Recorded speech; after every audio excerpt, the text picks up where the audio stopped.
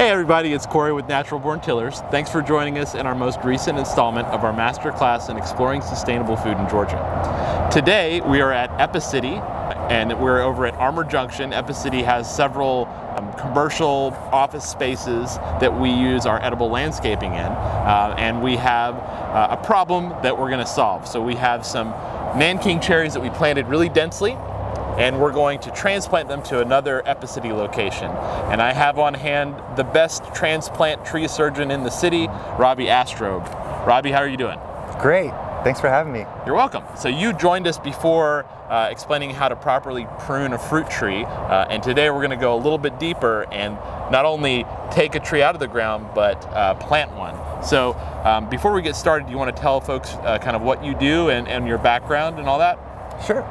Again, I'm Robby Astrove, and I'm an environmental educator and fruit tree arborist. I've been doing edible landscaping and fruit tree work now for about 12, 13 years in Atlanta, mostly in the form of community orchards and landscapes for parks and schools.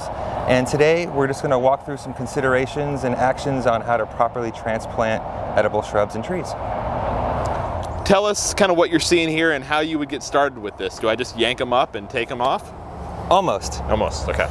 So, any good gardener makes either a mistake or the plants grow and it requires us to move it, and it happens to all of us and it's fine. So the first thing that we're going to do is just evaluate what we're actually moving. It's this Nanking cherry right here. A couple things that we're going to do is we're going to pull back some of the other cherries next to it to make a little more space. We're definitely going to inspect the ground, and before we get digging, I always recommend pulling away mulch because we will need to evaluate. I also see a muscadine in the back, so we don't want to dig too close to those roots. It's also really important to mention that we're doing this in the month of January. So all transplanting needs to be done when the trees are dormant. This is deciduous, the leaves are absent, so it's a really great time.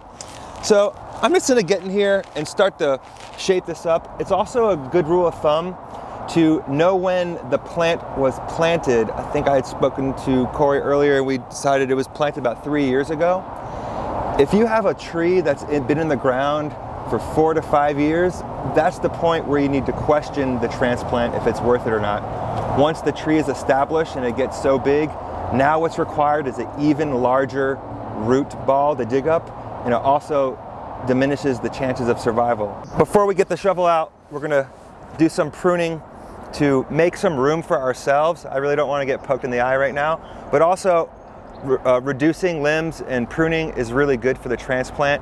So I'm just going to be taking out some of the smaller things down low, and these are also branches that wouldn't be getting enough sun to produce fruit anyways. So I'm essentially just kind of lifting the canopy up just a little bit and taking out some of these smallest and newest branches.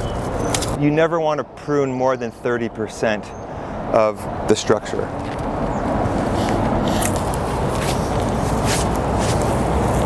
I might just start to hand dig a little bit. What I'm going to do is kind of look for some roots to be aware of and just kind of shine the light on those a little bit. So what I like to do is just kind of go around in a circular motion and just lift up some of the dirt. I'm going very wide here. The idea here is to preserve and protect as much as the roots as possible.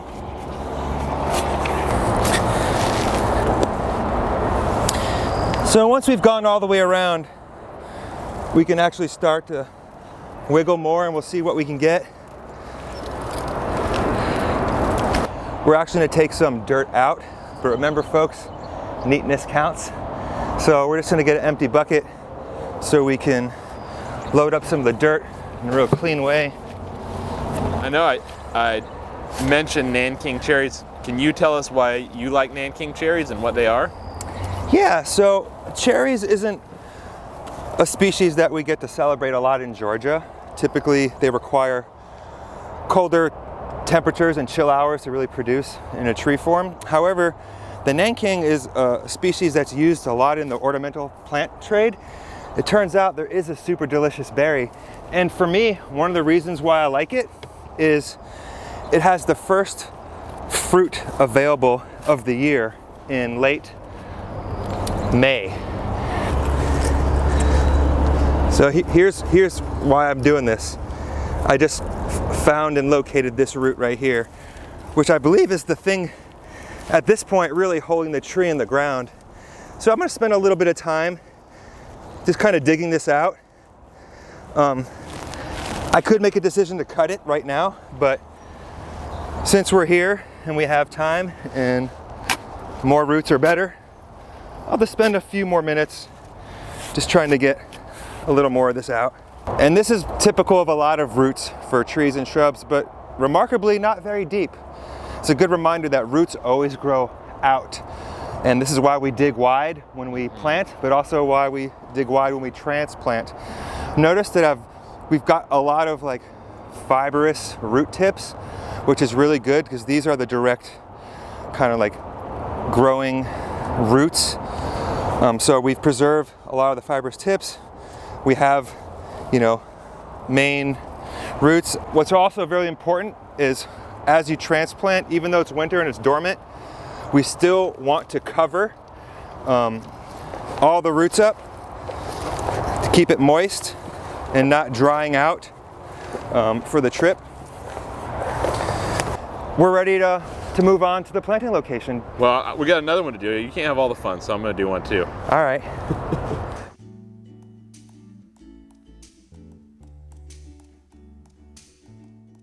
All right, we're at our transplant site. We're here at the Powers Ferry Business Park by Epicity, and this is one of our edible landscapes. You can see there's been some frost damage. We had a really hard cold snap, and so we've got some decisions to make, Robby. We got to decide where we're going to put these Nanking cherries in this landscape. What would you look for in this situation? So obviously we need to have good sun, but because you guys have been doing such great work here already, I'm looking at where is there most the density and where are the opportunities where we could move away from that as to kind of spread out the edible landscape. Just looking for the best place for both the plant and for the people that are coming here. We've got a lot of density. I mean, we have apple trees, we have pear trees, we have blueberries, we've got herbs. We've got a lot happening over here. Maybe this isn't the best spot. Yeah, let's just look for some additional opportunity on the edge where some sun opens up. Maybe in this area we could put something. Yeah, this is really great. Looks like we're southwest facing.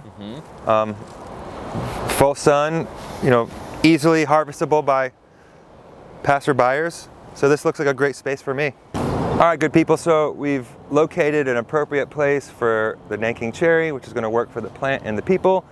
And now we're just going to walk through the proper planting. The really good thing about the transplant is we have a really good view of the roots and how wide the hole needs to be. Generally speaking, we want the hole to be twice as wide as the roots. And in this case, not very deep at all. We just want to make sure that this root collar right here matches the elevation of the ground, and we'll double check that later. So first, let's go ahead and start to make a really nice wide hole. So I'm just going to place the tree in there just to see if we're in the right neighborhood. The other thing that we're going to do is, again, we spend a lot of time and energy trying to keep these, so we'll try and shape the hole to accommodate as much as the roots as possible. So we'll keep this on the long side, and you can see how we need to shape the hole just a little bit wider. The other thing I'm going to do is I noticed that we're a little low, so I'm going to just kind of put the dirt back. Now this is a really important thing. When you're tree planting and you ever have to put dirt back in the hole, you want to compact all the dirt, because essentially putting dirt back in the hole, you're also putting air space, and what happens if you plant on top of it, the tree will sink. So by compacting it, and I'm even making a small little seat, and this might look familiar for anyone who's done bare root planting, but this is going to prevent the tree from sinking. So let's just place the tree on the pedestal and see how we're looking. All right, so once again, getting the height right is very important, and you can see we're still a little low. Okay, so I'm just gonna put the shovel across the hole, and you can see we're probably about that low. So we'll pull it out and continue to backfill just a little bit.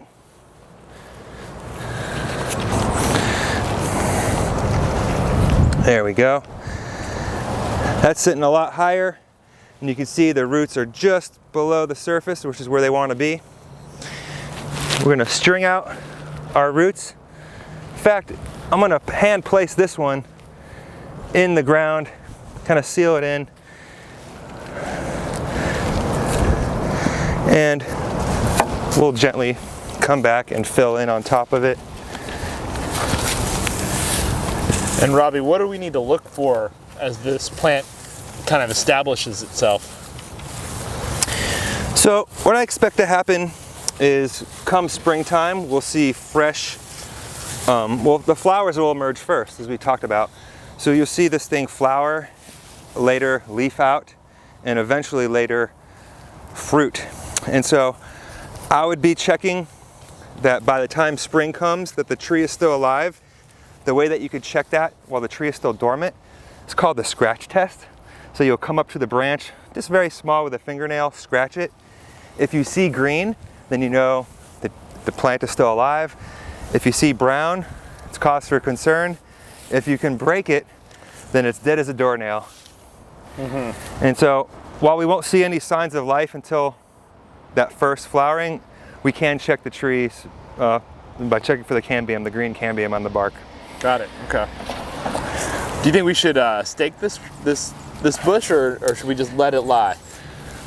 I'm not a huge fan of staking trees, especially small ones. It actually will develop a stronger root system if it could just kind of anchor itself. And think of, crutches for humans. If we stay on the crutches too long, we're not really giving ourselves a chance to heal. I heard it's going to rain tomorrow. 80%. Yeah, it's definitely going to rain. So I'm feeling good about, doing everything properly as far as planting, mulching, and watering.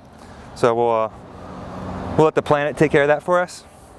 But typically, if there wasn't any rain in the forecast, we might want to put a little water in to help it out. Yeah, even though it's the dormant season and theoretically it's not growing, again, it will help to kind of settle the tree into its place, remove any extra air spaces, with the water and drainage, percolation. But theoretically, we really don't need to do anything until spring starts and everything starts to come back and wake up. Got it. I feel good about this plant. You planted it. You have a pretty high success rate, so we got one more to do. Yeah, let's do it. Let's go knock it out. So as we're putting the mulch down, you'll see that we're putting a lot of deliberate energy into right in this area, and that's what we're looking for, is to pull the mulch back and not be so much on top of the roots. I like this analogy of how comfortable would you be with a wet sock around your neck, okay? And so what that means is the mulch is definitely going to hold in moisture and suppress weeds, is what we want.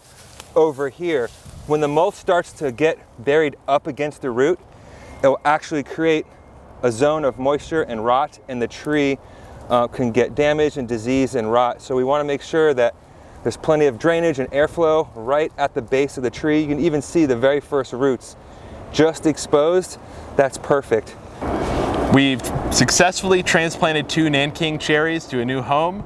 We got to spread the love to another site. I want to don't really give out shout outs very much, but I want to give out 2 quick shout outs. Epicity Property Management does an excellent job. There's very few people that are allowing other folks to come in and plant natural or edible type landscapes, and so this is very much an experiment, and we feel like it's a successful one, but it wouldn't take place without people giving it a shot. And then it also takes practitioners, so big shout out here to Robby, who has all of this knowledge and expertise and willingness to come out and share it with us. So Robby, thank you so much. Absolutely, let's keep growing. Let's do it.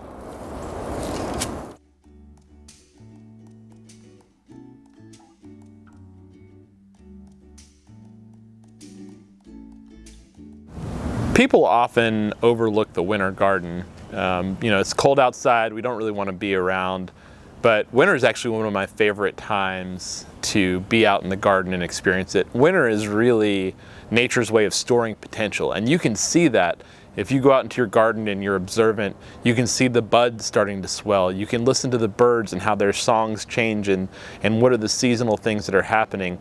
And you can see that slowly, day by day, energy is being built up for this explosion of activity that's happening in spring. And as garden stewards, we can also kind of use that strategy. We can build up slowly and surely our strategies for next planting season. We can kind of take a second and re-examine what we want our garden to be. What worked last year? What'll work this year? Do you want to have a bigger garden? What can you do to make your space a little bit more enjoyable? As many of you might know, we had a really unusually cold day earlier this year. We got down to 9 degrees, and that kind of wiped out everything. So we lost about 80% of our crops. And while on the face of it, it may seem like that's a horrible thing to have happen and you get wiped out, it actually is a great thing from a natural perspective, from an ecological and a systems perspective. So yeah, we lost some crops, but we also were able to freeze out a lot of the insect larvae that are not beneficial. So we're not going to have nearly the problems with certain insect pests next year.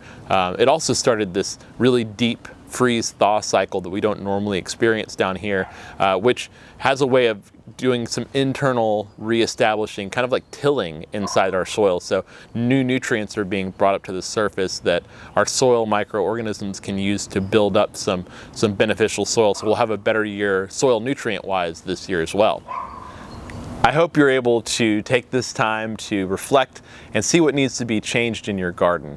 I've looked in my own garden and noticed that I planted a tree really close to our driveway that scratched up my wife's car. It's no good. I haven't actually been out to change it because it's really hard to get work done in the winter. You kind of have to push yourself. It's kind of like waking up an unruly teenager. Actually stirring them is the hardest part. Once they get moving, it's okay. So I encourage you all to go out in your yards, take a look, and try to do that hard work. So let's get our hands dirty and help out our future selves. Take care and eat well.